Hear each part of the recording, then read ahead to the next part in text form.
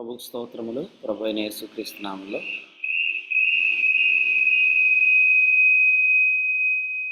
ఈ ఉదయకాలం చేరువచ్చిన దేవుని ప్రియులైన మీకు అందరూ కూడా వందనాలు తెలియచేస్తున్నాను.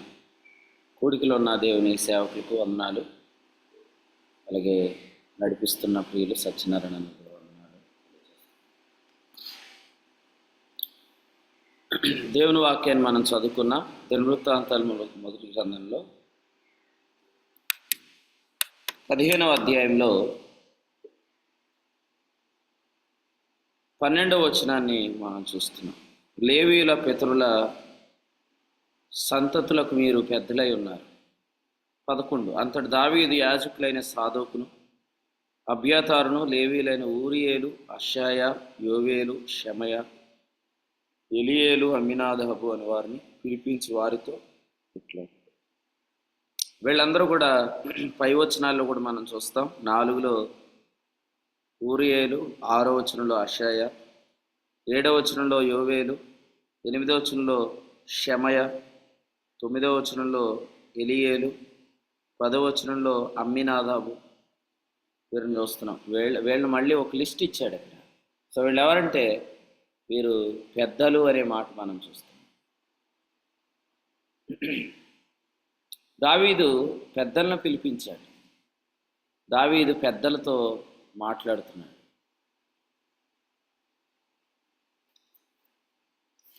పెద్దలు గురించి మాట్లాడుతూ 13వ వచనంలో అన్నాడు, ఇంతకుముందు మీరు ఇశ్రాయేళ్ల దేవుడైన యెహోవా మందసమును మోయకయుండుట చేత మనలో నాశనం కలిగింది అనే విషయాన్ని ఆయన జ్ఞాపకం చేశాడు. సో ప్రాముఖ్యమైన సంగతి ఏమంటే, అసలు ఉజ్జా అనే అధ్యాయం మనం మొన్న చదువుకున్న అధ్యాయం, ఉజ్జాకు సంబంధించిన పరిస్థితులు మనం చదివిన దగ్గర పెరేజ్ ఉజ్జా అనే మాట 13వ అధ్యాయం 11వ వచనంలో వినాశనం అనే మాట అక్కడ వ్రాయబడింది. వినాశనం. ఈ నాశనం ఎలా జరిగింది అనేది దావీదు గుర్తించాడు. 3 నెలల కాలం పాటు ఒబేదెదోము ఇల్లు ఎందుకు ఆశీర్వదించబడింది అనేది గుర్తించాడు. పెరేజ్ ఉజ్జాకు కారణం ఏంటి, ఒబేదెదోము ఇల్లు ఆశీర్వదించబడటానికి కారణం ఏంటి, ఇవన్నీ అతడు ఆలోచన చేశాడు. సాధారణంగా కొంతమంది అయితే ఇంకా దాని జోలికి వెళ్లకుండా ఉంటే మంచిది అని అనుకుంటారు. ఎందుకంటే వాళ్ళు దేవుని జ్ఞానాన్ని ఏమి తెలుసుకోవాలని ఆశపడరు. తులసిపత్రి 1:12లో చెప్పినట్లుగా దాన్ని ముట్టుకుంటే ఏదో అయిపోతుంది, దాన్ని చేత పట్టుకుంటే ఏదో జరిగిపోతుంది అని మనుషుల ఆజ్ఞల పద్ధతులు ఏవైతే ఉంటాయో తులసి 2:22 ప్రకారం వాటిని అనుసరించి, అరే మందసం జోలికి వెళ్తే మనం చచ్చిపోతాం, మందసాన్ని ముట్టుకోకూడదు. చాలామంది ఇప్పుడు కూడా అంటారు, మందసాన్ని ముట్టుకోకూడదండి, మందసం ముట్టుకుంటూ చచ్చిపోతామని. అంటే ఇప్పటికీ చాలామందికి మందసం సందర్భంలో ఉజ్జా ఎందుకు చనిపోయాడు ఇప్పుడు చాలామంది తెలియదు. కాబట్టి దేవుని విషయమైన జ్ఞానం అనేది అభివృద్ధి చెందాలి. ఒకప్పుడు మన లెవెల్ వేరు. అప్పుడైతే చేత పట్టుకోవద్దు, రుచి చూడవద్దు, ముట్టవద్దు అని విధులకు లోబడ్డాం. కానీ కాలం చాలా ముందుకు వచ్చాం. కాలమును బట్టి చూచితే అనే పదం వాడాడు కాబట్టి ఎబ్రీ పత్రిక 5వ అధ్యాయంలో ఈ పాటికి మనకు దేవుని విషయమైన జ్ఞానంలో మనం అభివృద్ధి చెంది, అప్పుడు ఎందుకు నాశనం జరిగింది, అప్పుడు ఒబేదెదోము ఇల్లు మాత్రం ఎందుకు ఆశీర్వదించబడింది అని ఒకసారి కూర్చుండి ఆలోచించి దావీదు ఇప్పుడు ఆ మందసాన్ని తిరిగి తీసుకొని వస్తున్నాడు. ఈ అధ్యాయంలో ఇంకా దావీదుకు అనుమానం ఏం లేదు. అసలు నాశనం ఎందుకు జరిగింది, ఒబేదెదోము ఇల్లు ఎందుకు ఆశీర్వదించబడింది అనే విషయంలో దావీదుకి ఏమాత్రం కూడా డౌట్ లేదు. ఉండుంటే ఈ అధ్యాయంలో దావీదు నేయబడిన ఏఫోదు ధరించేవాడు కాదు. 27లో చూస్తున్నాం. మాత్రమే కాదు, ఆయన ఈ అధ్యాయంలో పాఠకులు నియమించాడు, వాయిద్యకారులను నియమించాడు. 29లో చూస్తున్నాం, ఆయన కూడా వాయించాడు, ఆయన కూడా నాట్యమాడాడు. అంటే ఒక పెద్దకి ఉండాల్సిన ఒక అర్హత, ఒక నాయకుడికి ఉండాల్సిన అర్హత ఏంటంటే, అసలు ఈ విషయం ఏమిటి, ఈ విషయం ఏమిటి అనే వివేచన ఖచ్చితంగా ఉండాలి. ఈయన క్లియర్గా పాయింట్ పట్టాడు. చూడండి, 15వ అధ్యాయం 13లో ఏం చెప్పాడంటే, మీరు యెహోవా మందసం మోయలేదు కాబట్టే అన్నాడు. తర్వాత మనం 15లో చూస్తున్నాం, భుజముల మీదికి ఎత్తుకొనిరి అనే మాట చూస్తున్నాం. So it's very clear matter. అయితే దావీదు చాలా క్లియర్గా డీల్ చేసేసాడు. ఆయనకు అర్థమైపోయింది, లేవీయులను నిర్లక్ష్యం చేశాం, కహాతీయులను నిర్లక్ష్యం చేశాం, భుజాల మీద తేవాల్సింది ఎద్దుల బండి మీద తెచ్చాం, కరుణాపీఠం జరిగిపోయింది. దాని ఫలితాలు మనం చూస్తున్నాం. అర్థమైపోయింది. ఇప్పుడు పెద్దలను పిలిపించాడు, మాట్లాడుతున్నాడు. చదువుకుందాం. సంఖ్యాకాండం 7వ అధ్యాయంలోంచి 9వ వచనాన్ని మనం చదువుదాం. సంఖ్యాకాండం 7వ అధ్యాయం 9వ వచనం. కహాతీయులు తీయలేదు, ఏలయనగా రైట్, ఎద్దుల బండ్లను కహాతీయులకి లేదు. ఏలయనగా చదువు. ఏలయనగా పరిశుద్ధ స్థలపు సేవ వారిది, తమ భుజముల మీద మోయుటయే వారి పని కనుక వారికి వాహనములను నియమింపలేదు. రైట్, వాహనాలు ఇవ్వలేదు. ఎందుకంటే భుజాల మీద మోయాలి. ఎందుకు అనేది నిర్గమాకాండం 40వ అధ్యాయం 20లో మనం చూస్తాం. నిర్గమాకాండం 40వ అధ్యాయం 20లో మందసములో రాతి పలకలు ఉంచాడు, మందసమునకు మోతకర్రలు దూర్చాడు, దాని మీద కరుణాపీఠం ఉంచాడు. లేవీకాండం 16-14కి వస్తే ఆ కరుణాపీఠం మీద రక్తం ప్రోక్షించాడు. సంఖ్య 7:90కి వస్తే దాని మీద నుంచి మాట్లాడుతున్నాడు. కరుణాపీఠం ఎందుకు తొలగకూడదంటే, కరుణాపీఠం తొలిగితే ఇక దేవుని స్వరం రాదు. ఇలా చెప్తాను, మన పెద్దలు ఎలా ఉండాలంటే, ఒక దుర్బోధ కానీ మన సంఘాల్లోనికి ప్రవేశిస్తే ఆ తర్వాత నుంచి మనకు కలిగే నష్టం ఏంటి అని వివేచించగలిగిన వాళ్ళే ఉండాలి. మన పెద్దలు అలా ఉన్నారా? ఒక దుర్బోధ కానీ మన సంఘాల్లోనికి వస్తే ఆ నెక్స్ట్ నుంచి ఇంకా మనం దేవుని స్వరం కోల్పోతాం అనేది వాళ్ళకి అర్థమైందా? మన పెద్దలకి. దావీదు తెలుసుకున్నాడు ఏమనంటే, ఒకవేళ లేవీయులు కానీ కహాతీయులు కానీ మరి మందసాన్ని మోయకపోతే, కరుణాపీఠం జరిగిపోవటం ద్వారా దేవుని యొక్క స్వరం అనేది దేవుని ప్రజలకు ఆగిపోతుంది అనేది తెలుసుకున్నాడు. సో దేవుని వాక్యంలో రాశాడు. చూడండి, ఇదే కంటెక్స్ట్ని మనం క్రొత్త నిబంధనలో చూద్దాం. అపోస్తుల కార్యాల గ్రంథం, అపోస్తుల కార్యముల గ్రంథం 20వ అధ్యాయం. అపోస్తుల కార్యాల గ్రంథం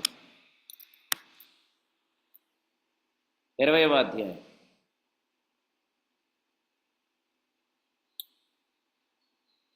చదువుదాం. చూడండి, వచనం 32. ఇప్పుడు దేవునికి ఆయన కృపావాక్యమునకును మిమ్మల్ని అప్పగించుచున్నాను. ఆయన మీకు క్షేమాభివృద్ధి కలుగజేయటకును పరిశుద్ధపరచబడిన వారందరిలో స్వాస్థ్యం అనుగ్రహించటకును శక్తిమంతుడు. రైట్, 17వ వచనంలో, అతడు మిలేతు నుండి ఎఫెసునకు వర్తమానం పంపి సంఘపు పెద్దలను పిలిపించాడు. సంఘ పెద్దలు అంటే ఎవరు? సంఘ పెద్దలంటే ఇద్దరు సంఘంలో పెద్దలు ఉంటారు, వాళ్ళనే సంఘ పెద్దలని కాదు. దేవుని సేవకుడు కూడా సంఘ పెద్దే. మీరు పేతురు 1 పత్రిక 5:1 చదువుకోండి. పేతురు గురించి ఏమనుందంటే, అక్కడ తోటి పెద్దను అని అన్నాడు. కానీ పేతురు వాస్తవంగా ఎవరంటే దేవుని సేవకుడు. దేవుని సేవకుడు కూడా పెద్దే. సో పెద్దలను పిలిపించి కృపావాక్యం అంటున్నాడు. అంటే ఆ పెద్దలకు కృపావాక్యం అంటే ఏంటో తెలుసు. ఈ అధ్యాయంలో అన్నాడు కృపా సువార్త అన్నాడు 24. అంటే ఆ పెద్దలకు కృపా సువార్త అంటే ఏంటో తెలుసు. సో కృపావాక్యము కృపా సువార్తకు సంఘాన్ని అప్పగించాను. 28లో అన్నాడు జాగ్రత్తగా ఉండండి అని చెప్పాడు. దేవుడు తన స్వరక్తం ఇచ్చి సంపాదించిన సంఘం ఇది. మిమ్మల్ని పరిశుద్ధాత్ముడు అధ్యక్షులుగా నియమించాడు. యావత్ మందను గురించి మీరు జాగ్రత్తగా ఉండండి అని చెప్పాడు.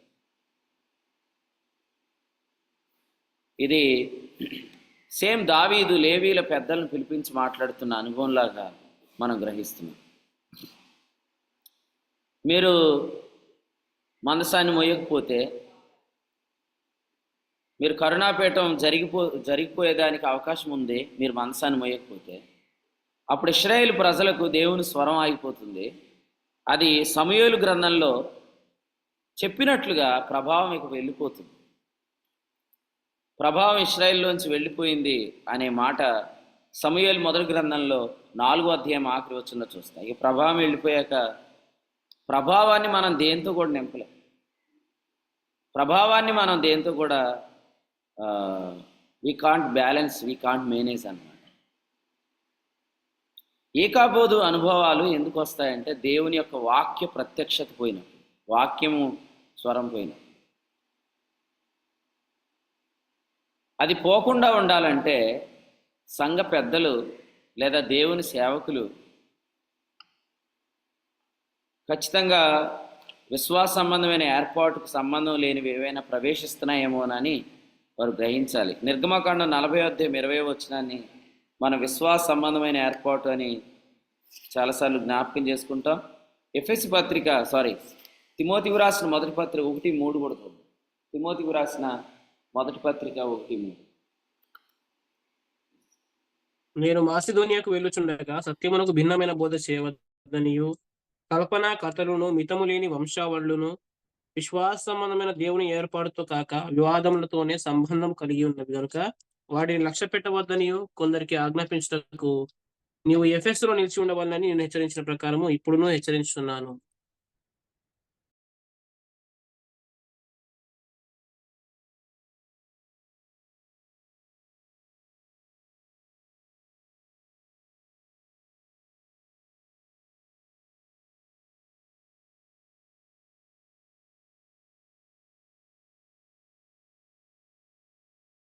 ఒకసారి చదువు.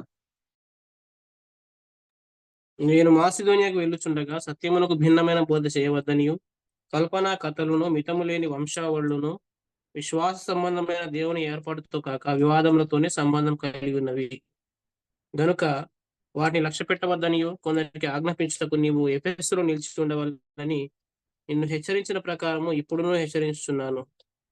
నా వాయిస్ వినపడుతుందా? చూడండి, ఇక్కడ విశ్వాస సంబంధమైన దేవుని ఏర్పాటుతో కాక మరి వివాద సంబంధం కలిగి ఉన్నాయి కాబట్టి తిమోతిని ఎందుకు ఉండమన్నాడు? అక్కడ ఎఫెసులో నువ్వు ఏం చేయాలంటే పెద్దలను నువ్వు నియమించాలన్నాడు. చూడండి ఆ మాట 3-4 వచనాల్లో, కొందరికి ఆజ్ఞాపించు నిమిత్తం వాటిని లక్ష్య పెట్టొద్దని, కొందరికి ఆజ్ఞాపించుటకు నీవు ఎఫెసులో నిలిచి ఉండవాలని నిన్ను హెచ్చరించుచున్నాను అని ఈ సందర్భంలో జ్ఞాపకం చేశాడు అనమాట. సో ఇక్కడ మనం గమనించేది ఏంటంటే ప్రతి సేవకుడికి, అలాగే ప్రతి సంఘ పెద్ద లేదా సేవకుడికి ఉపదేశ క్రమంతో సంబంధం లేనివి ఏవైనా సంఘంలోకి ప్రవేశిస్తున్నాయేమోననే వివేచన ఫస్ట్ ఉండాలన్నమాట. తిమోతి 1:3ని విశ్వాస సంబంధం దేవుని ఏర్పాటు అన్నాడు. కానీ రోమీయులకు రాసిన పత్రిక 6వ అధ్యాయంలో 17లో ఏమన్నాడంటే ఉపదేశ క్రమము అన్నాడు. ఉపదేశ క్రమాన్ని ఫాలో అవ్వకపోతే ఏం జరిగిద్దంటే తిమోతి 1:5లో ఉంది చూడండి, ఉపదేశం ఉండదు అనమాట. ఉపదేశ సారం మిస్ అవుతుంది. సో అది చాలా ప్రాముఖ్యమైన సంగతి. సో దేవుడు అలాంటి పెద్దలను మనకు దయచేయను. దేవుడు అటువంటి సేవకులను మనకు అనుగ్రహించుగా. సో వాళ్ళు గ్రహించగలగాలన్నమాట. విశ్వాస సంబంధమైన దేవుని ఏర్పాటు కానిదేంటి అనేది గ్రహించగలగాలి. లేదంటే ఒక పెద్ద నష్టం అనేది జరుగుతుందన్నమాట. ఆ నష్టం ఏందంటే దేవుని స్వరం రాదు. కొంతమందికి వర్తమానం రావట్లేదండి. వాళ్ళు బాధపడుతున్నారన్నమాట. ఏమనంటే, "అరే! మాకు నడిపింపు రావట్లేదు. ప్రత్యక్షత రావట్లేదు. మాకంత ఆసక్తి ఉండట్లేదు దేవుని వాక్యం పట్ల. మాకు దేవుని పని పట్ల కూడా అంత ఆసక్తి రావట్లేదు." ఎందుకంటే ఎప్పుడైనా దేవుని స్వరం ఉంటే దేవుని మందిరానికి మనం రావాలనిపిస్తది. దేవుని పనికి మనం వెళ్ళాలనిపిస్తది. కానీ మనకు దేవుని వాక్యం రానప్పుడు మనం అంత ఆసక్తిగా దేవుని పరిచర్యకు కూడా వెళ్ళలేము. అసలు దేవుని స్వరం మనం ఎందుకు కోల్పోతాము? దేవుని వాక్యం ఎందుకు కోల్పోతామంటే ఉపదేశ క్రమానికి మనం భిన్నముగా వెళ్ళేటప్పుడు. అందుకనే తిమోతితో ఏం చెప్పాడంటే సత్యమునకు భిన్నమైనది చేయొద్దు. రెండో పత్రిక 1:14లో అన్నాడు, ఆ మంచి పదార్థాన్ని కాపాడుకోమని చెప్పాడు. ఎందుకంటే ఆ మంచి పదార్థాన్ని నువ్వు కాపాడుకోకపోతే నువ్వు దేవుని యొక్క వాక్యాన్ని పొందుకోలేవు. కానీ మనం దేవునికి స్తోత్రం చెప్పొచ్చు. తిమోతి యవనస్తుడు. ఎలా తెలుసు మనకంటే 4 అధ్యాయంలో మనం చూస్తాం. నీ యవ్వనమును బట్టి ఎవడు నిన్ను తృణీకరింపనీయకుమంటాడు. రెండో పత్రిక 2:22లో కూడా అంటాడు. నీవు యవనేచ్చల నుండి దూరంగా Timothy very young one but he knows the whole truth అన్నమాట. ఆయనకి సంపూర్ణమైన సత్యం అర్థమైంది. పౌలు గారు అంటారు, దేవుని సంకల్పం అంతయు నేను తెలపకుండా మీకే దాచలేదు. అపోస్తలుల కార్యాలు 20 అధ్యాయం. అంటే సంఘ పెద్దలకు, అధ్యక్షులకు, పెద్దలకు, సేవకులకు హోల్ కౌన్సిల్ ఆఫ్ గాడ్ అనేది అర్థమైంది. దేవుని యొక్క సంకల్పం అంతా కూడా అర్థమైంది. మీలో ఎంతమందికి ఇటీవల నేను నికోలైతుల బోధ గురించి చెప్పాను. ఎంతమందికి అసలు నికోలైతుల బోధ అర్థమైంది? ఒకవేళ నేను సేవకులనే వాళ్ళతో మాట్లాడితే ఇప్పుడు ఈ సమయంలో, నికోలైతుల బోధ అంటే ఏంటి చెప్పండి అంటే మీలో ఎంతమంది చెప్పగలరు? రెండవది ఇటీవల పరిశుద్ధాత్మలో బాప్తిస్మం అనే టాపిక్ ప్రభువాత్మ మాట్లాడుతున్నాడు. మరి ఇక్కడున్న పెద్దల్లో ఎంతమంది పరిశుద్ధాత్మలో బాప్తిస్మం పొందారు? పరిశుద్ధాత్మ వరాన్ని ఎంతమంది మాట్లాడుతున్నారు? సో ఇవి మీరు పరీక్ష చేసుకోవాలి. ఎందుకంటే పెద్దలు సరిగ్గా లేనప్పుడు ఉపదేశ క్రమం కాపాడబడదు. ఉపదేశ క్రమం కాపాడబడనప్పుడు ఉపదేశం లోపలికి రాదు.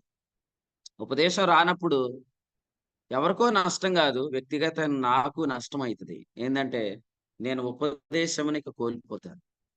సో దేవుని యొక్క స్వరం లేకపోతే ఇక నాట్యం ఏముంటది? సో చాలా మంది ఈ అధ్యాయంలో దావీదు నాట్యం చేశాడు. మనం నాట్యం చేయవచ్చా?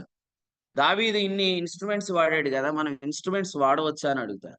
నేనేమంటానంటే ఇన్‌స్ట్రుమెంట్ వాడాలన్నా, నాట్యం చేయాలన్నా ఆనందం ఉండాలి. ఇప్పుడు డాన్స్ ఏసాడంటే ఊరికే నాట్యం చేయలేదు. ఆయనకి అంత ఆనందం ఉంది కాబట్టి నీకు అంత ఆనందం ఉంటే నువ్వు నాట్యం చేయొచ్చు. కానీ అంత ఆనందం ఎలా వస్తది అసలు వాస్తవంగా? నాట్యం చేసే అంత ఆనందం, వాయిద్యాలు వాయించే అంత ఆనందం ఒక వ్యక్తికి ఎలా వస్తదంటే only because of the revolution. దేవుడు మనకు అనుగ్రహించే వాక్య ప్రత్యక్షతను బట్టి. కానీ అవి కోల్పోతున్నారు పెద్దలు. అవి కోల్పోతున్నారు సేవకులు. అవి కోల్పోతున్నాయి సంఘాలు. కారణం ఏందంటే వీళ్ళకి ఉపదేశ క్రమం విషయంలో జాగ్రత్తగా ఉండటం అనేది వాళ్ళలో లేదు. వాళ్ళు ఎవరిని వివేచించలేకపోతున్నారు. అసలే ఈ టీచింగ్ ఏంటి? దీని యొక్క రూట్ ఏంటి? అసలు ఇది ఎందుకు ఇలాగ వివరించబడుతుంది అనేది వాళ్ళు గెస్ చేయలేకపోతున్నారు. కానీ మన ఎఫెసు పెద్దలను చూస్తున్నాము. వాళ్ళతో పౌలు గారు మాట్లాడుతున్నారు. నేను ఈ సందర్భాన్ని మళ్ళీ జ్ఞాపకం చేస్తున్నాను. ఇది త్రోయలో వర్షిప్ మీటింగ్ తర్వాత జరిగిన సందర్భం. త్రోయకొచ్చారు. అక్కడ వారు 7 దినములు ఉన్నారు. ఆదివారమున రొట్టె విరిచారు. రొట్టె విరిచే కూడుకులో ఐతుకు పడిపోయాడు. మళ్ళీ ఐతుకును బ్రతికించారు. పౌలు గారు ఆ తర్వాత తెల్లవారు వరకు వర్తమానం అందించాడు. అది ఖచ్చితంగా the may the the sermon about the gifts అన్నమాట. కొరింథీయులకు రాసిన మొదటి పత్రిక 12, 13, 14 అధ్యాయాలకు సంబంధించిన వర్తమానం అది. ఎందుకంటే అది రొట్టె విరుచు కూడిక తర్వాత జరిగిన అనుభవం కాబట్టి అది ఖచ్చితంగా గిఫ్ట్స్‌కి సంబంధించిన సెర్మన్ అన్నమాట. ఆ సెర్మన్ తర్వాత లేదా ఆ మెసేజ్ తర్వాత ఈయన ఎఫెసులో నుంచి సంఘ పెద్దలను పిలిపించాడు అనే మాట మనం చూస్తాం. కాబట్టి మరి సో క్లియర్‌గా ఈ ఫాల్ట్‌ని దావీదు కనిపెట్టాడు. అందుని బట్టి మనం ఆహ్, దావీదు కనిపెట్టడమే గాదు, స్వరమండలాలు, సితారాలు, తాళాలు వాయించేవారిని, పాటలు పాడే హేమానును, ఆసాపును, తర్వాత వాళ్ళ బంధువులను అందరినీ సమకూర్చాడు. తర్వాత ఈయన ఏఫోద్ ధరించాడు. తర్వాత ఈయన వాయిద్యం వాయిస్తున్నాడు. ఈయన నాట్యం చేస్తున్నాడు. సో ఇదంతా కూడా మనం గమనిస్తున్నప్పుడు ఉపదేశ క్రమం కాపాడుకుంటే, వ్యక్తిగతంగా నేను ఉపదేశ క్రమం నేను కాపాడుకుంటే నా హృదయంలో నాకు ఉపదేశం కొదువుగా ఉంటుంది. నాకు ఉపదేశం కొదువుగా ఉండనప్పుడు నేను నాట్యం చేస్తున్నప్పుడు నువ్వెందుకు నాట్యం చేస్తున్నావు అని మీరెవరు నన్ను అడగక్కర్లేదు. ఎందుకంటే నాకు అంత హ్యాపీనెస్ ఉంది కాబట్టి నేను నాట్యం చేస్తాను. నేను ఆహ్, అంత హ్యాపీనెస్ ఉంది కాబట్టి నేను వాయిద్యం వాయిస్తాను. అయితే మీకు అంత హ్యాపీనెస్ ఉందా లేదా అనేది చెక్ చేసుకోవాలి. కారణం ఏందంటే విశ్వాసి ఆనందించట్లేదంటే ఖచ్చితంగా విశ్వాసికి ఉపదేశం రావట్లేదు అని అర్థం. ఈ విషయాన్ని రోమాపత్రిక 14 అధ్యాయం 17 వచనంలో, లూకాసు వార్త 10వ అధ్యాయము 21 నుంచి కూడా మనం గమనిస్తాం. యేసుక్రీస్తు ప్రభు గురించి వ్రాయబడిన ఒక మాట చదువుదాం. లూకాసు వార్త 10:27 చదువుదాం. 10:27. ఆ గడియలోనే యేసు పరిశుద్ధాత్మయందు బహుగా ఆనందించి, తండ్రి, ఆకాశమునకును భూమికిని ప్రభువా, నీవు జ్ఞానులకును వివేకులకును ఈ సంగతులను మరుచేసి పసిబాలురకు బయలుపరిచినావని నిన్ను స్తుతించుచున్నాను. సో యేసుక్రీస్తు ప్రభు పరిశుద్ధాత్మ యందు ఎందుకు ఆనందించాడంటే బయలుపరచబడిన సంగతులు. మీరు చూడండి, మీకు వ్యక్తిగతంగా దేవుని యొక్క వాక్యం వస్తుందనుకోండి, మీరు పరిచర్య నెగ్లెక్ట్ చేయరు. ఇప్పుడు నేనున్నాను.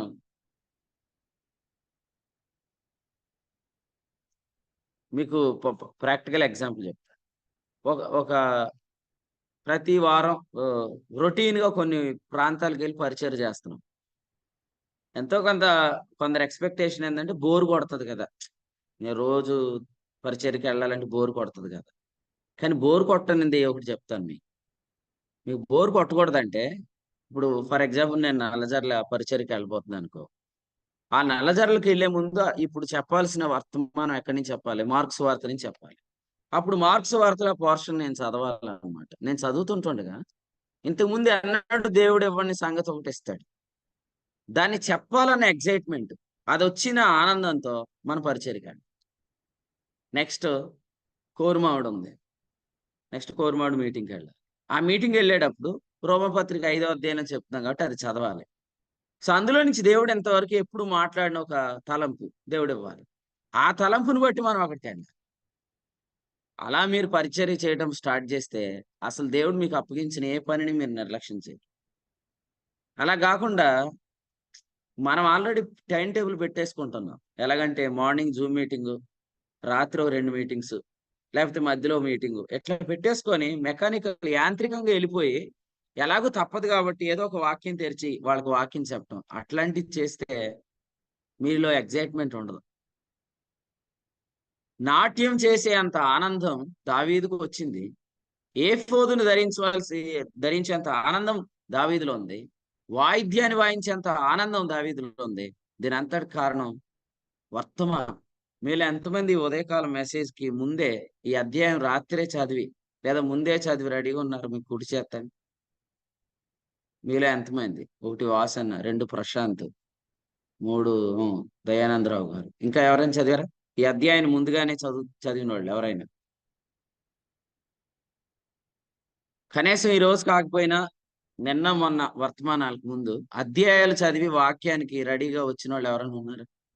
మీ కుడి చేతి చూపించండి. రైట్. కొంతమంది సహోదరులున్నారు. దేవునికి స్తోత్రం. మంజులత ఆంటీ. ఓకే. వీళ్ళకి వాక్యం అంటే ఆసక్తి ఉంటదన్నమాట. ఎందుకంటే వీళ్ళు ఆల్రెడీ చదువుతారు కాబట్టి, అసలు దేవుడు ఏం మాట్లాడతాడా అని వీళ్ళు రాత్రి పడుకునేటప్పుడు అనుకుంటారు కాబట్టి, అలారం అవసరం లేదు. వాళ్ళు ఆటోమేటిక్‌గా వాళ్ళకి మెలుకువ వచ్చేసిద్ది. ఎందుకంటే we are waiting for the Rhema word. We are waiting for the revelation. We are waiting for the new things. We are waiting for the hidden secrets in Christ. మనం క్రీస్తునందున్న మర్మముల కొరకు, ఆ జీవం కొరకు, ఆ వెలుగు కొరకు, ఆ ప్రత్యక్షత కొరకు ఎదురు చూస్తున్నాం కాబట్టి మనం పరిగెత్తుకొని దేవుని సన్నిధికి వస్తాం. ఇంతకు ముందు ఎప్పుడు చదివినోళ్ళు ఇప్పుడు మానేశారంటే వాళ్ళ ఆసక్తి తగ్గుతుందని అర్థమే ఇక. వాళ్ళు ఇప్పుడు జాయిన్ అయితారు గానీ అంత ఇంట్రెస్టింగ్‌గా అసలు ఈ రోజు ఏం తలంపు వస్తది ఇందులోంచి. మన దేవుని సేవకులు చెప్పారు కదా, అసలు ఈ అధ్యాయం నుంచి దేవుడు ఏం మాట్లాడతాడు అని. నిజమే, అంత ఎగ్జైటింగ్ గా కనిపెట్టే వాళ్ళు మినిస్ట్రీని ఎక్కడ నెగ్లెక్ట్ చేస్తారు? మినిస్ట్రీని నెగ్లెక్ట్ చేసి, పరిచయం నెగ్లెక్ట్ చేసి, ఈరోజు దేవుని పని పాడైపోతుంటే, మరి దీని అంతటికి గల కారణాలు దేవుడు ఖచ్చితంగా పెద్దలను అడుగుతాడు, సేవకులను అడుగుతాడు. అందుకని అన్నాడు యాకోబు పత్రికలో, బోధకులమైన మనం మరి కఠినమైన తీర్పు పొందుతాం. ఎందుకు పొందుతామంటే, ఒక బోధకుడివే కదా, నువ్వెందుకు అంత ఆసక్తిగా దేవుని సన్నిధిలో కూర్చోవట్లేదు? నువ్వు అంత ఆసక్తిగా ఎందుకు దేవుని వాక్యం వినట్లేదు? వాయిద్యాలు వాయించేంత ఆనందం నీలో ఎందుకు లేదు? నాట్యం వేసేంత ఆనందం నీలో ఎందుకు లేదు? ఏ ఫోదును ధరించేంత ఆనందం నీలో ఎందుకు లేదు? కారణం ఏందంటే, because you are missing the revolution. నువ్వు రేమాను మిస్ అవుతున్నావు. నువ్వు వర్తమానాన్ని మిస్ అవుతున్నావు. నీకు వాక్యం రావట్లేదు. ఎందుకంటే ఉపదేశ క్రమాన్ని నువ్వు కాపాడలేదు. క్రమాన్ని కాపాడాల్సిన పెద్దలే ఉపదేశాన్ని గ్రహించలేకపోతున్నప్పుడు, కీర్తనాకారుడు అంటాడు, పునాదులే పాడైపోతున్నప్పుడు నీతిమంతులు ఏమి చేయగలరు అంటాడు. ఫౌండేషన్స్ అర్థం కాని పెద్దలు ఉన్నంత కాలం సంఘాలలోనికి వర్తమానం రాదు. వారి ద్వారా ప్రజలకు తృప్తి కూడా కలగదు. అందుకనే ప్రజలు ఎవరి కొరకు వెయిట్ చేస్తున్నారంటే, ఆ బ్రదర్ వస్తాడా అని అడుగుతారనమాట. వీళ్ళేమంటారంటే, ఆ బ్రదర్ లేకపోతే ఇంకెవరు వాక్యం చెప్పలేరా అంట. కొంతమంది అయితే డైరెక్ట్ గా మొహం మీద అంటారు, మీరు కాదండి, ఆయన వస్తాడా, ఆయన వాక్యం చెప్తాడా అని అడుగుతారు. ఎందుకు అడుగుతారంటే, the people are very eager to hear a new one, a new things అన్నమాట.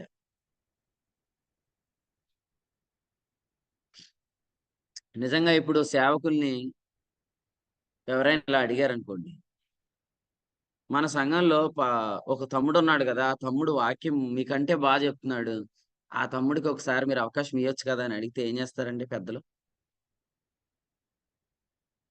ఇంకా వాళ్ళని కనబడనీయరు.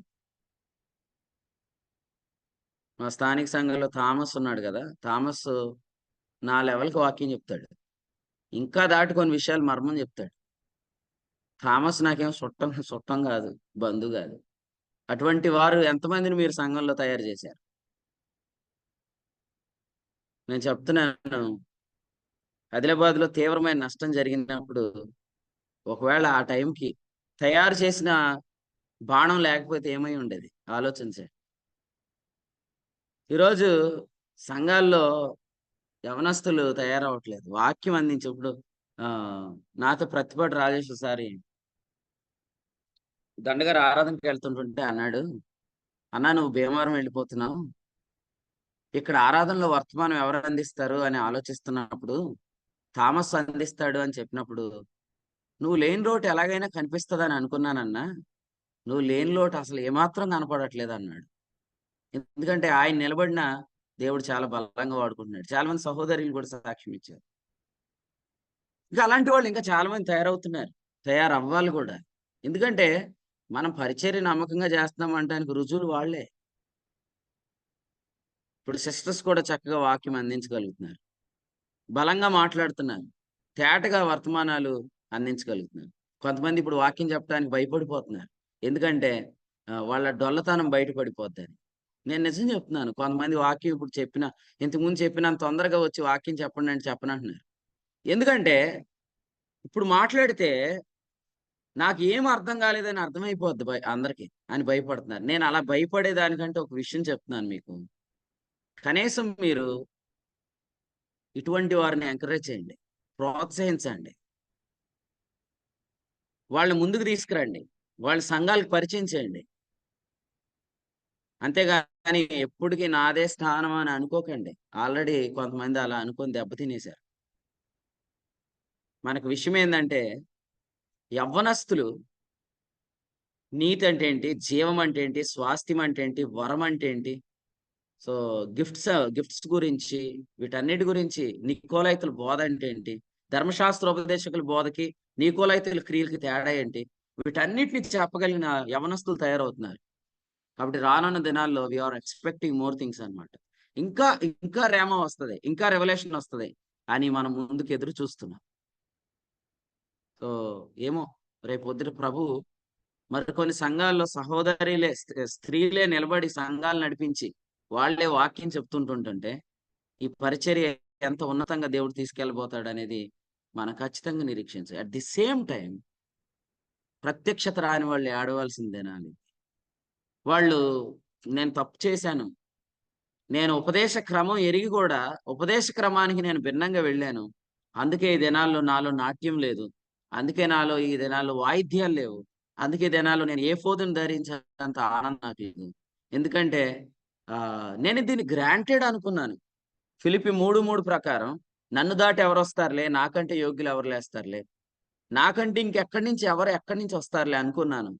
కానీ దేవుడు ఎవరిని లేపాడో వాళ్ళు చూస్తున్నప్పుడు 118వ కీర్తనలు అంటాడు, మీరు ఇల్లు కట్టారు, రాయిని తృణీకరించారు, కానీ ఆ రాయి ఇప్పుడు తృణీకరించబడిన రాయే కావచ్చు, కానీ ఇది యెహోవా వలననే కలిగాను, ఇది మీ కన్నులకు ఆశ్చర్యం అన్నాడు.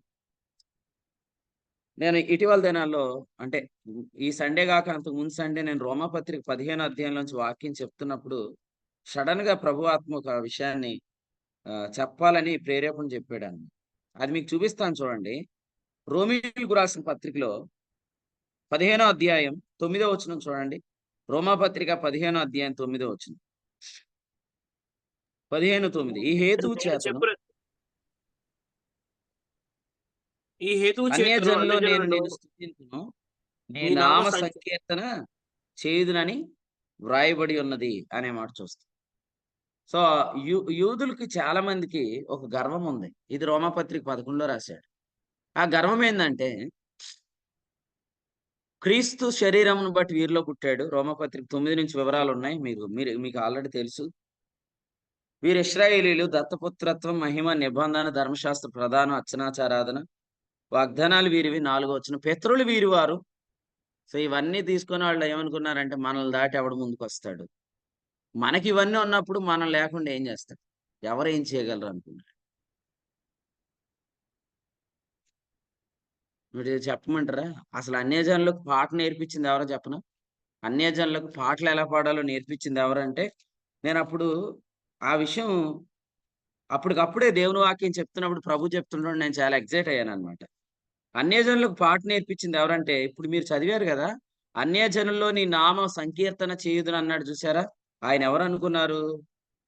ప్రభు అయిన యేసుక్రీస్తు. హెబ్రీ పత్రిక 2వ అధ్యాయం వచనం 12 చదువుకోండి. అక్కడ మాట్లాడుతుంది ప్రభు అయిన యేసుక్రీస్తు. అంటే అన్యజనులకు పాటలు నేర్పించింది ఎవరు? యేసు ప్రభువే. ఇలా చెప్తాను, యూదులకు పాటలొచ్చు. అసలు మీరు హెబ్రీల పాటలు గమనిస్తే విలాప వాక్యాలు తీయండి, మీరు చదువుకోండి, హెబ్రీలో చదవండి, తెలుగులో చదవకండి, హెబ్రీలో చదవండి, హెబ్రీ భాష వచ్చినోళ్ళు. మీకు ఒకటి చెప్పమంటారా? విలాప వాక్యాలంతా కూడా ఒక పాటే కావచ్చు, కానీ అందులో కవిత్వం ఉందన్నమాట.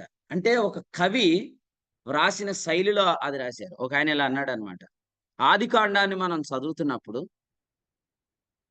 ప్రతి 50వ పదం దగ్గర టౌ అనే అక్షరం ఉంటుంది అన్నాడు. అంటే తోరాలో ఫస్ట్ టౌ కదా, టౌ అనే అక్షరం ఉంటుంది. నిర్గమాకాండం చదివినప్పుడు కూడా అలాగే ఉంటుంది. మనం అటు నుంచి వస్తే ద్వితీయోపదేశ కాండం చదువుతున్నప్పుడు మనము వెనకాల నుంచి లెక్క పెడితే మనకి టౌ అనే అక్షరం వస్తుంది. ఇక మనం లేవి కాండానికి వస్తే ప్రతి 7వ అక్షరం దగ్గర ఆ అక్షరం వస్తుంది అని చెప్పాడు అనమాట. ఎందుకు చెప్పాడంటే, జస్ట్ వాళ్ళు గ్రంథం రాయలేదు హెబ్రీ భాషలో, దేవుని యొక్క ఆత్మ ఉద్దేశపూర్వకంగా కొన్ని విషయాలు రాశాడు. కాబట్టి పాటలు కూడా విలాప వాక్యాలు గాని, పరమగీతం గాని, ఈ కీర్తనలన్నీ కూడా మనం తెలుగులో చదువుతున్నాం గాని హెబ్రీయుల పాటల్లో చాలా అర్థాలు ఉంటాయి. ఈవెన్ దావీదు వాయించిన గిటార్లు కూడా, సితారాలో కూడా 22 తీగెలు, ప్రకటన గ్రంథం 22 అధ్యాయాలు 22 హెబ్రీ ఆల్ఫాబెట్స్ ని చెప్తున్నాయి. ఫస్ట్ ఆల్ఫాబెట్ ఆలిఫ్ అయితే, సెకండ్ బేత్ అయితే, మూడోది గీమెల్ అయితే, దాలెత్ అయితే, హే అయితే, ఏవైతే అక్షరాలు ఉన్నాయో ఇవన్నీ 22 తీగెల దావీదు సితారా వాయిస్తున్నప్పుడు అందులో ప్రతి అక్షరం ఒక ఉద్దేశాన్ని చెప్తుంది. అందుకనే మనం ఇక్కడ చదివేది ఏంటంటే యేసుక్రీస్తు ఇప్పుడు యూదులకి మాకు పాటలొచ్చు, మాకు ఇన్‌స్ట్రుమెంట్స్ ఒచ్చు, మాకు నాట్యం ఒచ్చు అని వాళ్ళు గ్రాంటెడ్ అనుకుంటున్నారు. కానీ దేవుడు ఏం చేశాడంటే ఒక్క ఒక్క పూటకి దేవుడు మొత్తం చేంజ్ చేసి పడేసాడు. అన్ని జనులు తెచ్చాడు. పాట నేర్పించాడు. అన్ని జనులు ఇప్పుడు పాటలొకటే పాడట్లేదు. మీరు గమనిస్తే రోమీయులకు రాసిన పత్రిక 15వ అధ్యాయంలో వారు పాటలు పాడుతున్నారు. 11వ అధ్యాయం వారు సంతోషిస్తున్నారు 10వ వచనం. 15వ అధ్యాయం 10వ వచనం. 15వ అధ్యాయం 11వ వచనంలో వారు ప్రభువుని స్తుతిస్తున్నారు. అంటే పాటలు పాడటంలో, వారు ప్రభువుని స్తుతించడంలో అవన్నీ ప్రభు వారికి నేర్పించాడు. కాబట్టి ఆహ్, ఇప్పటికిప్పుడు సేవకుడు ఎక్కడి నుంచి వచ్చేస్తాడు? ఎక్కడి నుంచి తయారవుతాడు? ఇప్పటికిప్పుడు వాక్యం ఇవన్నీ ఎవరు చెప్పేస్తారు? నన్ను దాటుకొని ఎవరు ఏం చేస్తారు? అనుకోవద్దు. కొంతమంది ఇలా గూడా అంటారు. ఏమనంటే, అభిషేకం పొందకుండా స్టేజ్ ఎక్కకూడదు. ఇయన్నీ ఎందుకు చెప్తున్నారంటే, ఎవరైనా నాకంటే మించినోడు ఎవరైనా వాక్యం చెప్తే రేపొద్దుట వాడు రాకుండా అడ్డగించడానికి ఇయన్నీ పెడుతున్నారు గానీ, నేనేమంటానంటే, క్రీస్తు మృతుల్లో నుండి లేచాక ఆ బండ ఎంత పెద్దదైతే ఏముంది? క్రీస్తు మృతుల్లో నుండి లేచాక ఆ బండ ఎంత పెద్దదైతే ఏముంది? క్రీస్తు ఖచ్చితంగా బయటకొస్తాడంతే. ఆ తర్వాత ఆ బండను తొలగిస్తారు. అలాగే మీరు పెట్టే ఏ అడ్డుబండ ఎవరిని ఆపదు. మీకంటే యోగ్యులని దేవుడు ఖచ్చితంగా లేపుకుంటాడు. నాకంటే యోగ్యుడిని కూడా లేపుతాడు. అందుకనే అన్నీ తెలుసు అనే గర్వంతో కూర్చోవద్దు. ముఖ్యంగా ఉపదేశ క్రమాన్ని మీరు కాపాడట్లేదంటే, అది మీకు ఖచ్చితంగా రేపొద్దుట మీకు మీ జీవితాల్లో ఏకాబోధ అనుభవం తీసుకొనొస్తది. కాబట్టి ఉపదేశ క్రమం కాపాడాలి. ఉపదేశం రావాలి. మనం నాట్యం చేయాలి. డాక్టర్ దగ్గరికెళ్ళి ఇలా చెప్పాలి. మొన్నటిదాకా నేను డాన్స్ ఏసేవాడినండి. నాకు వర్తమానం వచ్చేస్తూ ఉండేది. నేను నాట్యం చేస్తూ ఉండేవాడిని. నాట్యం చేయట్లేదు, కొంచెం ఆరోగ్యం బాగోలేదు, చెక్ చేయండి అని అనాలనమాట. అంటే స్పిరిచ్యువల్‌గా when we are not healthy అప్పుడు మనం ఆహ్, ఆ నాట్యం చేయలేము. అప్పుడు ఆనందించలేము. అంత ఆసక్తిగా మనం ప్రార్థనకి రాలేము. అంత ఆసక్తిగా కూర్చొని వాక్యం వినలేం. అప్పుడు వెంటనే మనం చెక్ చేసేసుకొని, అరే! మనకి వర్తమానం రావట్లేదు అని. అలా మనం గాని వివేచించామనుకోండి, ఎవరైనా మాట్లాడుతున్నప్పుడు వాక్యం రాకపోయినా ఆ బ్రదర్‌కి, బ్రదర్ మీరు ఇందాక మాట్లాడినప్పుడు మెసేజ్ ఏమి రావట్లేదు బ్రదర్ మీకు. మీకంత నడిపింపు లేదు. ఒకసారి మీరు కనిపెట్టండి ప్రభు సన్నిధిలో అని చెప్తాం. అసలు మనం వాక్యం వినటానికే రానప్పుడు, మాట్లాడేవాడు వాక్యం మాట్లాడకపోయినా, మనం ఏమంటాం లాస్ట్‌లో? శ్రేష్టమైన సంగతులు అందించారు దేవుని సేవకులంటాం. అబద్ధం గదా అది. అట్లా అనకూడదు. నువ్వు పెద్దవై ఉండి, సేవకుడివై ఉండి, ద్వారపాలకుడివై ఉండి, వివేచించగలిగిన వరం నీకు లేదంటే, రేపొద్దున నీ వల్ల ఉపదేశం రాంగ్ మెసేజ్‌లు సంఘాల్లోకొస్తాయి. వచ్చిన తర్వాత ఆ నాట్యం, ఆ వాయిద్యం అంతా పోతుందని. కాబట్టి ఈ అధ్యాయంలో 3 విషయాలు చూస్తున్నాం. ఏఫోదును ధరించిన దావీదు, నాట్యమాడిన దావీదు, వాయిద్యం వాయించిన దావీదు. దీనంతటికి గల కారణం ఏందంటే, ఉపదేశ క్రమాన్ని తిరిగి ఆయన సెట్ చేసుకున్నాడు. మనం గూడా సెట్ చేయాలి. మనకంటే వాక్యం బాగా తెలిసినోళ్ళున్నారు. వాళ్ళ దగ్గర కూర్చోవాలి. "ఏం బ్రదర్ ఈ మధ్యలో దేవుని సేవకుడు ఎక్కువ నీకోలాయితుల బోధ గురించి చెప్తున్నాడు. దాని గురించి నాకేం అర్థం అవ్వలేదని" ఈ పాటికి మీలో ఎవరైనా అడిగారా? అడిగుంటే మీరు పెద్దలన్నమాట. అడిగుంటే మీరు సేవకులు. అలాగే పరిశుద్ధాత్మలో బాప్తిసం గురించి దేవుని సేవకుడు చెప్తున్నాడు గదా! I know about receiving Holy Spirit. But I don't know about the baptism in Holy Spirit. నాకు పరిశుద్ధాత్మను పొందటం అంటే ఏంటో అర్థమైంది గానీ, పరిశుద్ధాత్మలో బాప్తిసం అర్థం గాలేదు. మీకేమైనా అర్థమైతే కాసేపు నాకు వివరించండి అని మీలో ఎవరైనా అడిగారా? వాక్యం తెలిసినోళ్ళని, అప్పుడు మీరు పెద్దలు. అప్పుడు మీరు సేవకులు. అలా కాకుండా పెత్తనాలు, రాజకీయాలు చేసేవాళ్ళు పెద్దలు కాదు. వాళ్ళెంతో కాలం ఉండరు. ఎందుకంటే వచ్చే ప్రవాహంలో దేవుడు వారిని కొట్టుకొని పోయేటట్టు చేస్తాడు. ఎందుకంటే రానున్న తరమంతా కూడా ఖచ్చితంగా సంగతులను వివేచించే తరమే వస్తుంది అని ప్రభువుని స్తుతిస్తున్నాను. ఎందుకంటే ఇద్దరు ముగ్గురు మాట్లాడొచ్చు. తక్కిన వారు వివేచించాలన్నట్లుగా. వివేచించే వాళ్ళు కూర్చుంటే వాక్యం చెప్పేవాడు కూడా భయమేసిద్ది. అందుకనే అన్నాడు పౌలు గారు, "నేనెంతో బలహీనతతోను, భయముతోను, వణుకుతోను నేను మీ మధ్యన ఉన్నాను" అన్నాడు. ఎందుకున్నానన్నాడంటే, పౌలు గారు ఎప్పుడెళ్ళినా తిమోతిని తీసుకొనెళ్ళేవాడు. తీతుని తీసుకొనెళ్ళేవాడు. వీళ్ళందరూ అక్కడ కూర్చొని ఏం చేస్తారు? పౌలు మాట్లాడుతుంటుంటే వాళ్ళ సంగతులు రాస్తూ వాక్యం వింటున్నప్పుడు, పౌలు ద్వారా వచ్చే రేమా వర్డ్‌కి వాళ్ళు పౌలు పట్ల రెస్పెక్ట్ ఇస్తూ ఉంటారనమాట. కొరింథీ మొదటి పత్రిక 4:1 చెప్పినట్లుగా, నమ్మకమైన గృహ నిర్వాహకుడు కాబట్టే ఈయనకి మర్మాల విషయంలో దేవుడు ఏ లోటు చేయలేదని ఆయన నమ్మకత్వాన్ని బట్టి వాళ్ళు గౌరవిస్తూ ఉంటారనమాట. ఈవెన్ యెహోషువ కూడా మోషేని అలాగే గౌరవించాడు. యెహోషువ ఎప్పుడు మోషేని ఎదిరించలేదు. యెహోషువ ఎప్పుడు మోషేను అగౌరవపరచలేదు. నెక్స్ట్ పొజిషన్ దేవుడు యెహోషువకి ఇచ్చాడు. కారణం ఏందంటే వీళ్ళు ఏదో ఒక గుడ్డిగా వెళ్తున్నవారు కాదు. వస్తున్న వచనాలను, వస్తున్న వర్తమానాన్ని, వస్తున్న వాగ్దానాన్ని వాళ్ళు మాట్లాడుతున్నారు. అందుకని ముగింపు ప్రార్థన ఎవరైతే చేయటానికి ఆసక్తి చూపిస్తున్నారో వాళ్ళు ఖచ్చితంగా వర్తమానం బాగా వింటున్నారు. ముగింపు ప్రార్థన చేసినప్పుడు వాళ్ళు అసలు ఏ ప్రార్థన చేస్తున్నారో మీరు గమనించండి. వాళ్ళకి అర్థమయింది. వాళ్ళు గ్రహించారు అని మనకు అర్థమైంది. సో మీరు అలాగుంటే మీరు పరిగెత్తుకొని వెళ్ళిపోతారు మీటింగ్‌కి. 7 గంటలకు మీటింగ్ అనుకోండి. 6:50కి ఉంటారు. నేను చెప్తాను. నేనెప్పుడు ఆరాధన కూడికి టైం అయ్యాక ఎళ్ళను. ఇప్పటిదాకా గూడా ఎప్పుడు ఎళ్ళలేదు. దేవుని కృపను బట్టి. ప్రభు వచ్చేదాకా గూడా అదే పద్ధతి ఉంటదని నేను నమ్ముతున్నాను. నేనెప్పుడు ఆరాధన కూడికి టైం అయిన తర్వాత ఎళ్ళను. వాసనను గూడా అడగొచ్చు మీరు కావాలంటే. భీమవరం ఇక్కడి నుంచి 43 కిలోమీటర్లు. దారి బాగోదు కాబట్టి గంటన్నర జర్నీ ఉంటది. నేనే కార్ డ్రైవ్ చేస్తాను ఎర్లీ మార్నింగ్ లేచి. అది అర్ధరాత్రి అయినా గూడా నేనే కార్ డ్రైవ్ చేసుకుంటూ వెళ్ళి, అక్కడ నేను ఖచ్చితంగా 7 గంటలకు ఆరాధన. అసలు మైక్ పెట్టినా పెట్టకపోయినా మీటింగ్ స్టార్ట్ చేస్తాను. ఎందుకు అంటే, మనం ఇలాగూ ఆసక్తిగా ఉండటానికి గల కారణం ఆయన వాక్యం మాత్రమే. మీటింగ్ మానేయటం చాలా ఈజీ. కొంతమంది వర్షమొస్తే ఫోను చేసి అడిగేవారు ఇదివరకు. ఇప్పుడు అడగట్లేదు. అన్నా మీటింగ్ ఉందా అని అడిగేవారు. ఇప్పుడు అడగట్లే. గొడుగులేసుకొని వస్తున్నారు. ఎందుకొస్తున్నారు? Because of that revolution. ఆ రేమా వర్డ్. ఈరోజు ఏం క్రొత్తదనం వస్తదా అని. దేవుడు అట్టి ఆసక్తి సేవకుల్లో, పెద్దల్లో, విశ్వాసుల్లో పుట్టించునుగాక. అది ఇంక నాట్యం ఆడటమే గదండీ! ఇక అందులో డాన్స్ చేయకపోవటం ఏముంది? నాట్యం ఆడేంత ఆనందం ఉంది గాబట్టే మనము అలసిపోకుండా దేవుని పనిలో ఇంకా ఎక్కువగా మనం పరిగెట్టే కృపను దేవుడిస్తాడు. అంతేగాని ఉన్న పనులన్నీ ఎగ్గొట్టేసి పరిచర్య అంతా నెగ్లెక్ట్ చేసేసి పడుకునే యోనాలు కాదు. పరిగెత్తే కృప దేవుడు ఖచ్చితంగా ఇస్తాడు. సో, పెద్దలతో మాట్లాడాలి. సేవకులతో మాట్లాడాలి.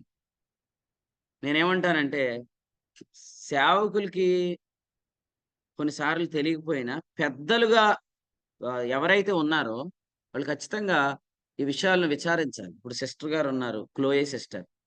క్లోయే సిస్టర్ అడిగిందనమాట. ఏమనంటే, "సంఘంలో అసూయ ఉందయ్యా, కలహం ఉంది.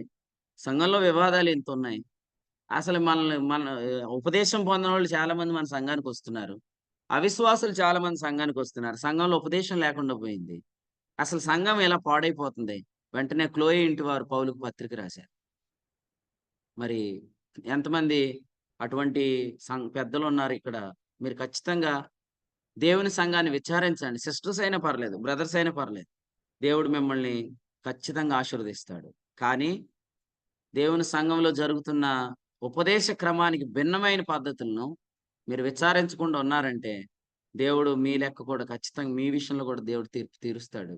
ఆ తీర్పులో వచ్చే మొదటి రిజల్ట్ ఏందంటే, దేవుని యొక్క వర్తమానము అనేది ఆగిపోతుంది. దాని తర్వాత మనకు దేవుని సంతోషం ఉండదు. మనం ఇంత ఆసక్తిగా దేవుని సన్నిధికి రాలేం. అందుకనే మీరు ఏదైనా చూడొచ్చు.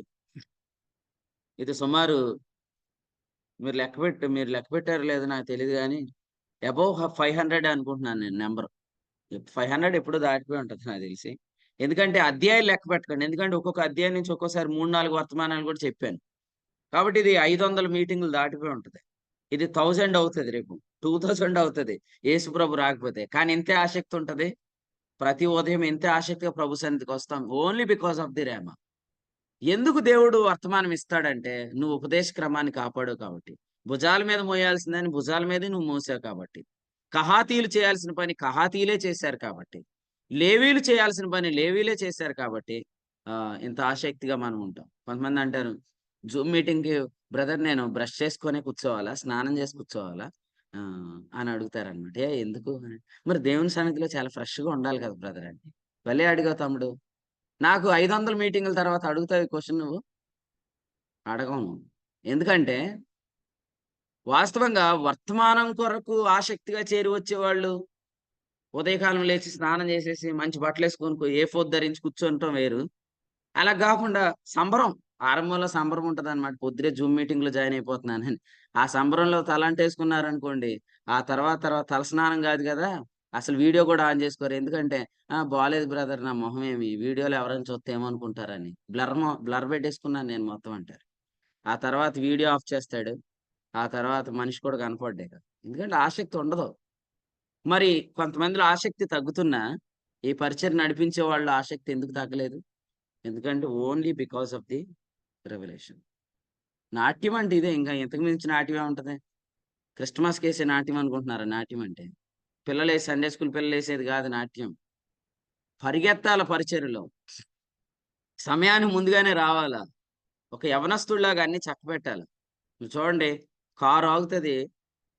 ఆ డీబీ చాలా బరువుంటది. సత్యనారాయణ గారే డీబీ పట్టుకొని వెళ్ళిపోతూ ఉంటాడు ఒక్కోసారి. నేనంటాను, ఉండండి బాబు, యవనస్తులు ఆళ్ళొత్తన్నారు కదా! ఆళ్ళు పట్టుకెళ్తారంటే, నేనేమన్నా తక్కువ, తలకు రంగేసుకున్నాను కదా అన్నట్టు, నేను యవనస్తుడినే కదా అని పట్టుకుపోతాడు. ఇటీవల ఒకాయన కన్‌ఫ్యూజ్ అయిపోయి ఈయన్ని యవనస్తుడు అంటున్నాడు.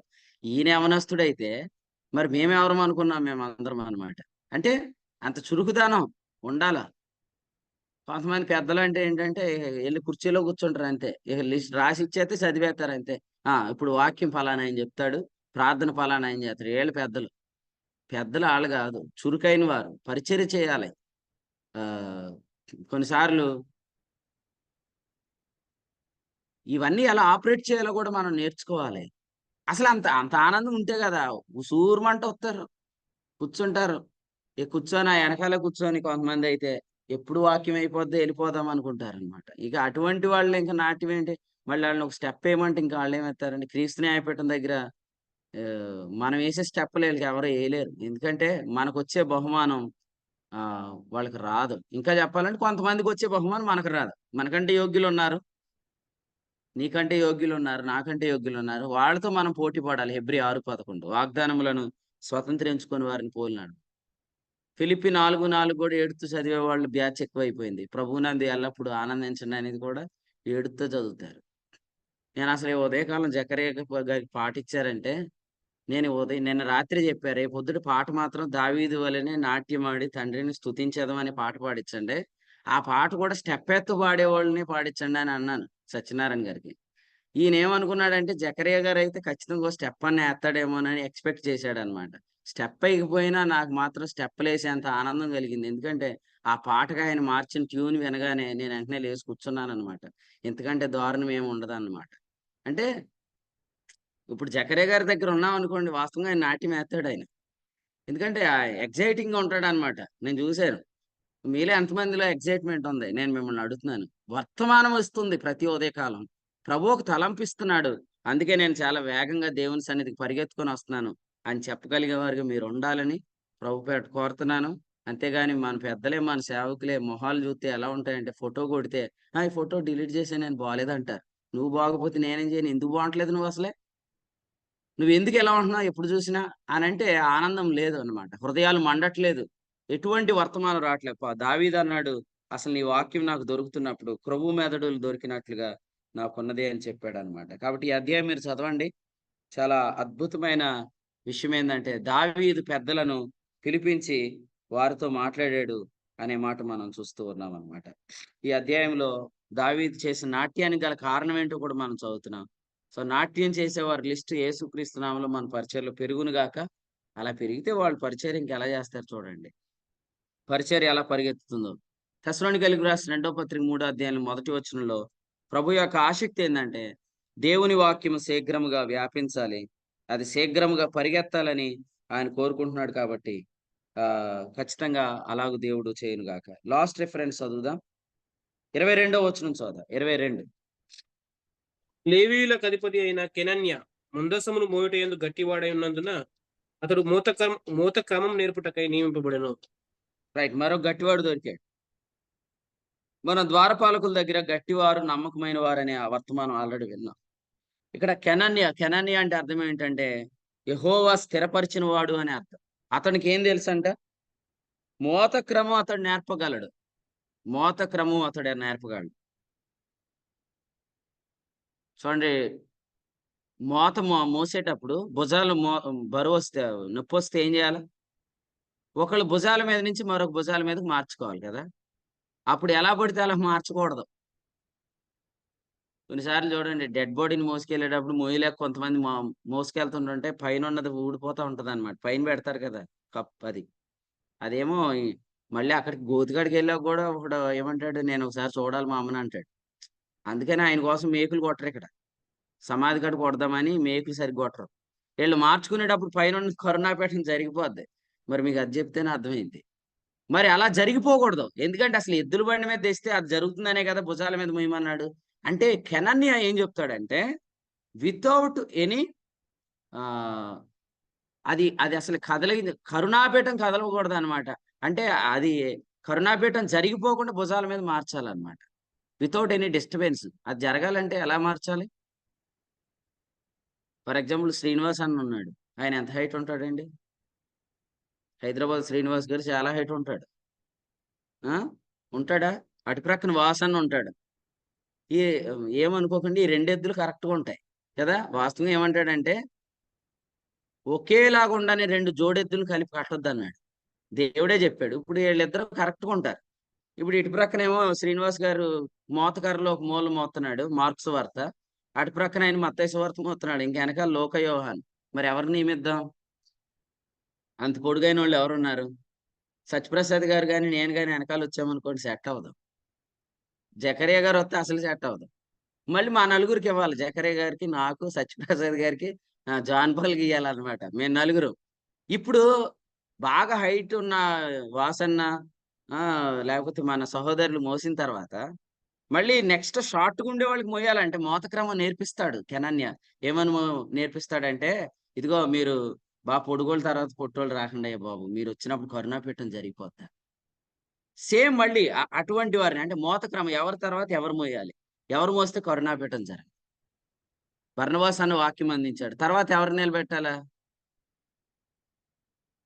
ఎవరిని నిలబెడితే ఆ సంగతిని స్థిరపరచగలిగిన నడిపింపు ఉంటుంది, వాళ్ళని మనం నిలబెట్టాలి.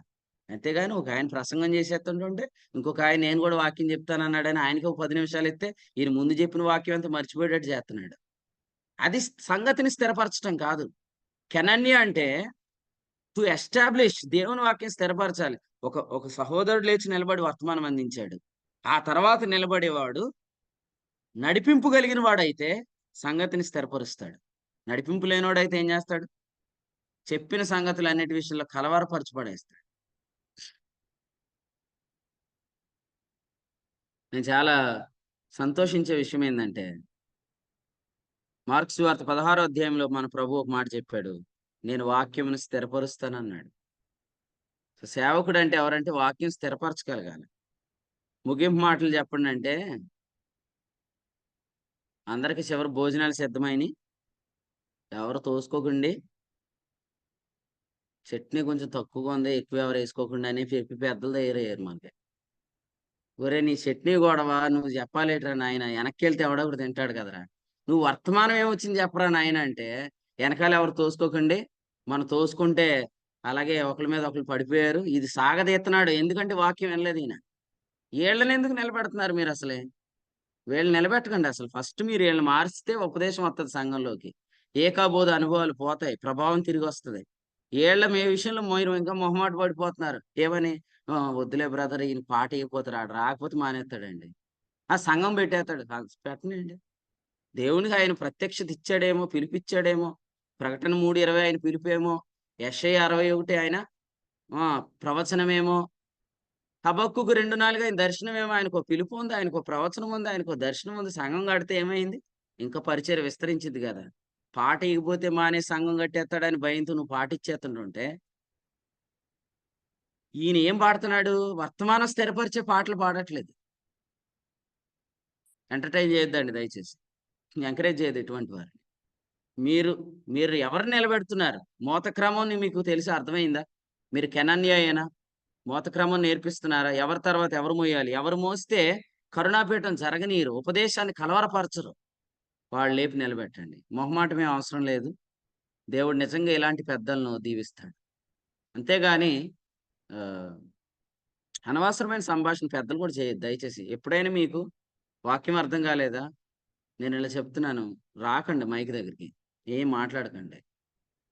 ఒక తమ్ముడిని ఎంకరేజ్ చేయండి, తమ్ముడు నువ్వైతే చక్కగా 2 మాటలు చెప్తావు, నువ్వు వెళ్ళి 2 మాటలు చెప్పు అని చెప్పండి. అటువంటి యథార్థత నీలో ఉంటే దేవుడు నేను బ్లెస్ చేస్తాడు, నీకు కూడా వాక్యం నేర్పిస్తాడు. అంతేగాని నువ్వు నడవలేకపోతే అటోకలు ఇటోకలు నిన్ను బోటేసుకొని ఇప్పటికి సంఘ పెద్దాన్ని నేను ముందుకు నడిపిస్తే, నువ్వు అక్కడికి వచ్చి వెనకాల భోజనాలు సిద్ధమైనవి, అందరూ ముందుకు తోసుకోకండి, తక్కువగా ఉన్నాయి తినండి అని చెప్తున్నావు అంటే నువ్వు అసలు సంఘ పెద్దవే కాదు. ఇటువంటి పెద్దలు మనకు అవసరం లేదు. వాక్యాన్ని స్థిరపరిచేవాడు కెనన్య అంటే టు ఎస్టాబ్లిష్ అనే అర్థం వస్తుంది. మోతక్రమం నేర్పించేవాళ్ళు కావాలి. ఎవరి తర్వాత ఎవరు నిలబెట్టాలి. ఇండియన్ క్రికెట్ టీంలో ఎవరి తర్వాత ఎవరిని దింపాలనేది మనం ఎక్కడుండే చెప్పేస్తాం అనమాట. నెక్స్ట్ ధోనిని దింపితే బాగుంటుందా, ధోని అయితే ఇప్పుడు బాగా ఉంటదిరా అంటారనమాట.